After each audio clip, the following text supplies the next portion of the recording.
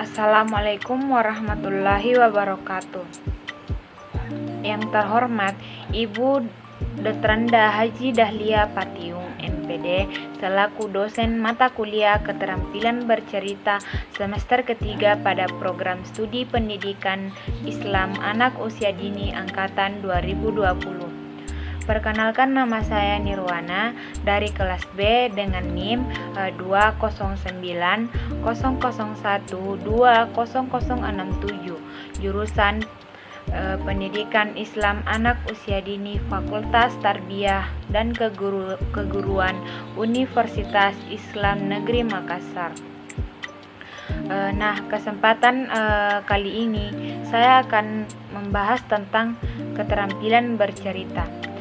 Singkat saja, keterampilan bercerita adalah kemampuan mengucapkan bunyi-bunyi artikulasi atau mengucapkan kata-kata untuk mengekspresikan, menyatakan, menyampaikan pikiran dan gagasan atau perasaan. Pada umumnya ada pun jenis bercerita diantaranya yaitu dongeng, yang kedua sage, yang ketiga mite, keempat legenda, kelima fabel, keenam novel, dan yang terakhir yaitu cerpen atau cerita pendek.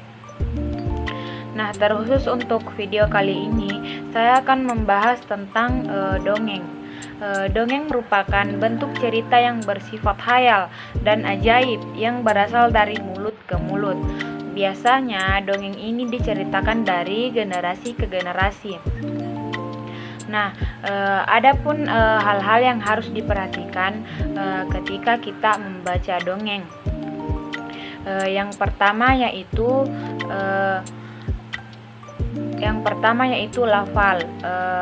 Perlu kita perhatikan, lafal adalah pengucapan kata ketika teman-teman membaca dongeng. Maka kita harus mengucapkan kata dengan tepat. Kemudian gunakanlah frasa yang tepat, bukan kata demi kata. Yang kedua yaitu intonasi. Adapun hal-hal yang harus diperhatikan dari intonasi ini, yang pertama yaitu ketika teman-teman membaca dan menemui kalimat yang diakhiri dengan tanda titik, maka intonasi suaranya harus datar. Yang kedua yaitu ketika teman-teman menemui kalimat yang diakhiri tanda tanya, maka intonasi suaranya harus menurun.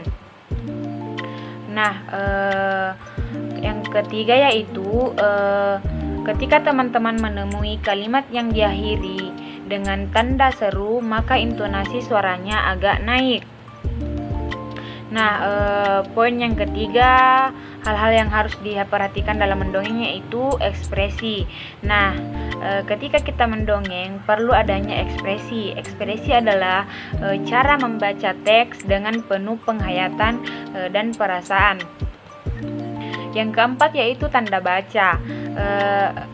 Adapun 2 poin di antara tanda baca ini, yang pertama yaitu ketika teman-teman membaca kemudian bertemu tanda koma, berhenti membaca sebentar lalu dilanjutkan kembali. Yang kedua yaitu jika teman-teman membaca kemudian bertemu tanda titik, maka kita harus berhenti membaca, kemudian mulai lagi membaca kalimat berikutnya. Poin yang terakhir, hal-hal yang harus diperhatikan ketika mendongeng yaitu suara lantang. Ketika teman-teman membaca dongeng di depan orang lain atau di depan anak-anak, maka suaranya harus lantang sehingga dapat didengar oleh orang lain dengan jelas, dan orang lain ini dapat menikmati dongeng yang kita bacakan. Kesempatan kali ini saya akan membacakan sebuah dongeng yaitu Apel yang Tulus. Singkat saja, dahulu kala ada sebuah pohon apel besar. Ada seorang anak laki-laki bermain di sekitar pohon itu. Dia sangat menyayangi pohon itu. Pohon itu juga senang bermain bersamanya. Waktu berlalu. anak laki-laki ini tumbuh dewasa. Suatu hari ia datang kembali. Pohon apel menyambutnya dengan gembira. Ayo bermainlah bersamaku, ajak si pohon apel ini. Aku tak punya waktu untuk bermain. Kami membutuhkan rumah untuk tempat tinggal, kata anak ini dengan suara yang lantang. Bisakah kau membantuku? Kamu boleh memotong cabang pohonku ini untuk membangun rumahmu, kata si pohon apel tadi.